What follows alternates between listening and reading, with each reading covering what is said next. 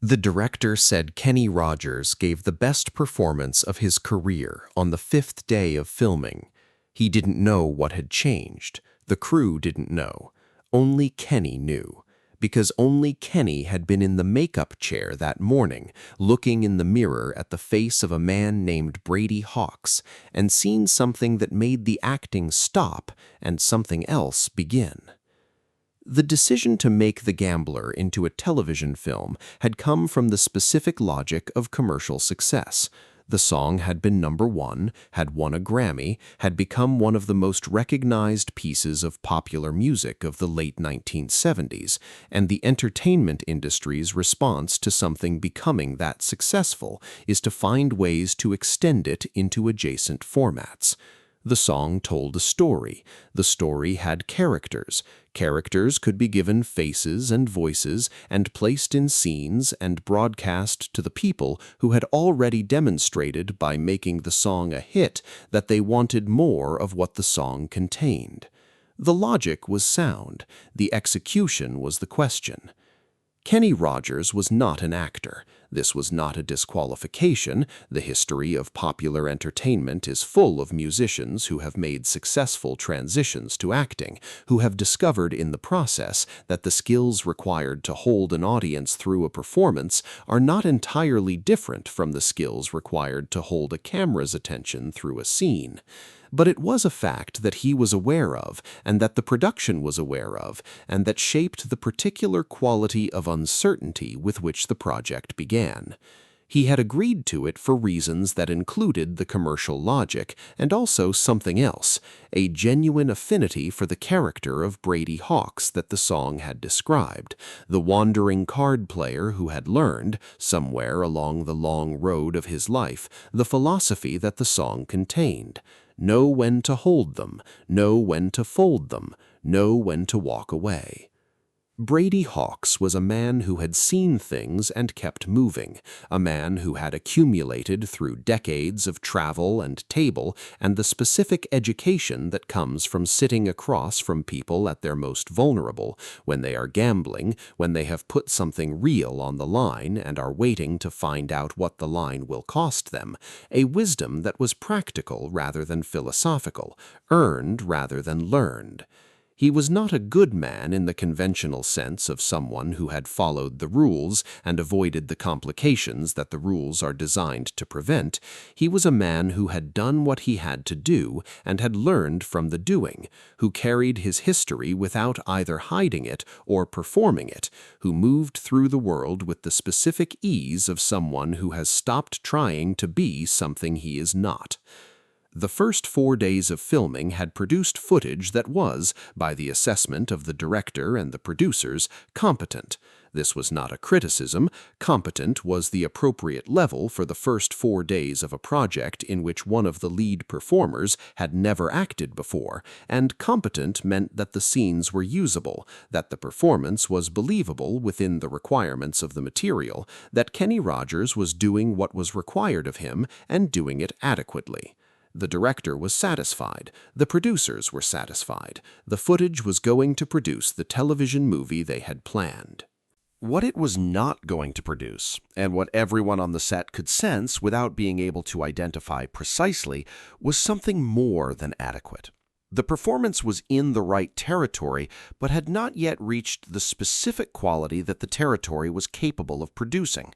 The quality that would have made the television movie not just a commercially successful extension of a hit song, but something that the people who watched it would remember for reasons beyond the familiar material. The quality that would have made Brady Hawkes feel real rather than performed. The fifth day began like the others. The call time was early, the specific early of a film production schedule, the hour before most people are awake that productions require in order to compress as much filming as possible into the available daylight and studio time. Kenny was in the makeup chair by 6. The makeup artist, a woman who had been working on film and television productions for 20 years and who had developed across those years the specific skill of reading the faces she worked on with the particular attention that her craft required, began the process of transforming Kenny Rogers into Brady Hawkes. This was not a dramatic transformation. Brady Hawkes was not a character who required prosthetics or special effects, or the kind of physical alteration that creates a visible distance between the actor and the role. He required the specific adjustments that aging and weather produce in a face. The lines deepened, the coloring altered, the particular quality of someone who has spent decades outdoors and at card tables in rooms with poor light. He required, in other words, a version of Kenny Rogers that was older and harder and more worn, that had been somewhere and carried the going with it. The makeup artist worked.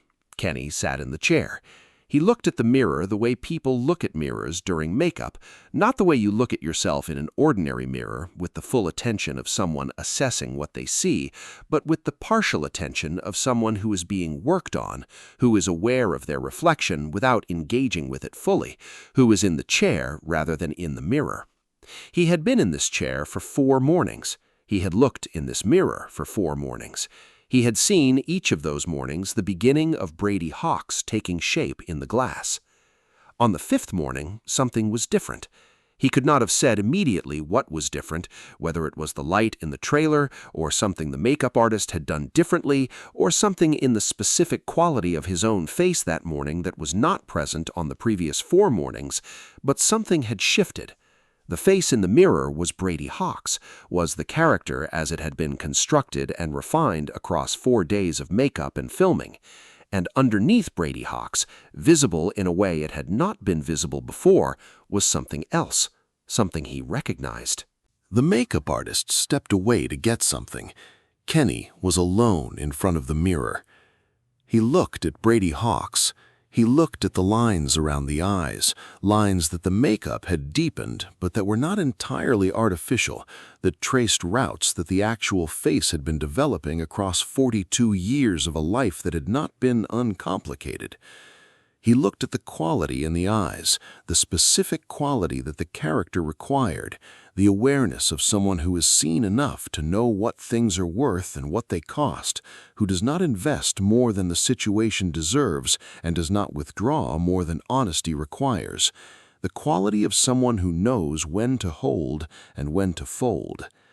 He recognized it, not because he had been practicing it, not because the previous 4 days of performing it had made it familiar. He recognized it because it was his, the quality in Brady Hawkes' eyes that the script had described and that the director had been asking for and that he had been working to produce from the outside in, through the craft of performance, through the technical application of what acting required, was something he already had carried for years, had not had a name for, or had not applied the particular name that the song and the character had given it, but had been living with and living by in ways that the 4 days of filming had not yet made visible, because the 4 days of filming had been, in a specific way, looking in the wrong direction. He had been trying to become Brady Hawkes. He understood, in the specific and irreversible way that certain understandings arrived, that the trying was the problem. Brady Hawkes was not a character he needed to construct. Brady Hawkes was a version of himself that the song had named and that the film was asking him to inhabit, not to perform from the outside, but to occupy from the inside, to let the camera find what was actually there, rather than what he was placing there for the camera to find. The difference between those 2 things was the difference between competent and something more than competent. It was the difference between an actor playing a card player and a man who had been living by a card player's philosophy for decades, finding that the camera had caught him doing it. Know when to hold them.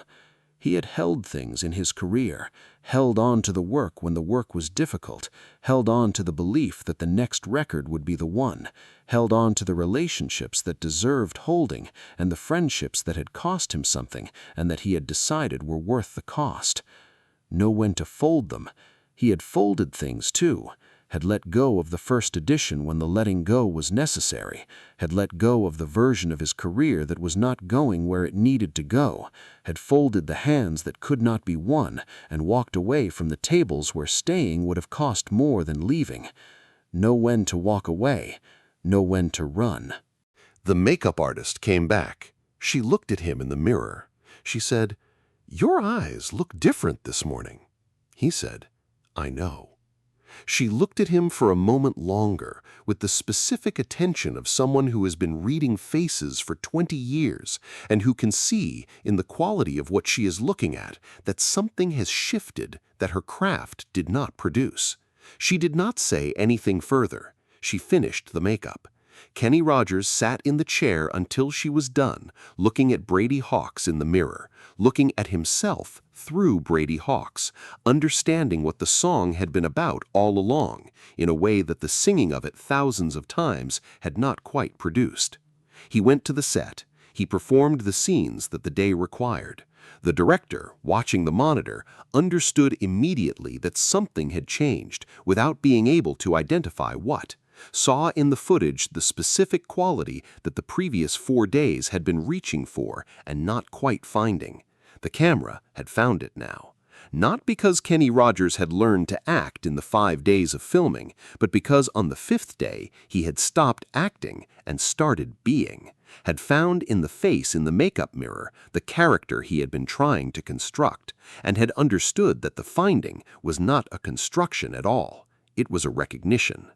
The Gambler television movie aired on CBS in April of 1980. It was watched by 35 million people, one of the highest-rated television films of the year. It won Kenny Rogers a People's Choice Award. It produced 4 sequels, across which Brady Hawkes became one of the most beloved characters in the history of television westerns. People wrote to the network about Brady Hawkes the way people write about characters they have encountered in fiction and found real, with the specific affection that fictional people receive when they have been made so convincingly that the fiction ceases to feel like a boundary. Brady Hawkes was convincing because Kenny Rogers was not playing him. He was playing himself, the version of himself that had learned, across 40 years of living in the music industry and the world, that the wisdom the song described was not a lyric, but a practice, not a philosophy, but a way of moving through the world that the moving had taught him. Know when to hold, know when to fold, know when to walk away. The song had given it a name. The character had given it a face. The makeup mirror on the 5th morning of filming had shown Kenny Rogers for the first time clearly that the name and the face had always been his. If this story moved you, make sure to subscribe and hit the like button. Share this with someone who has been trying to become something they already are, because sometimes the thing you have been working to construct is already there, waiting to be recognized rather than built. Leave a comment below. What does The Gambler mean to you? The song, the character, or both? And don't forget to ring the notification bell for more stories about the moments when the performance stops and the truth begins, the makeup chairs and the mirrors, and the mornings when you look at the face you have been building and recognize it as your own.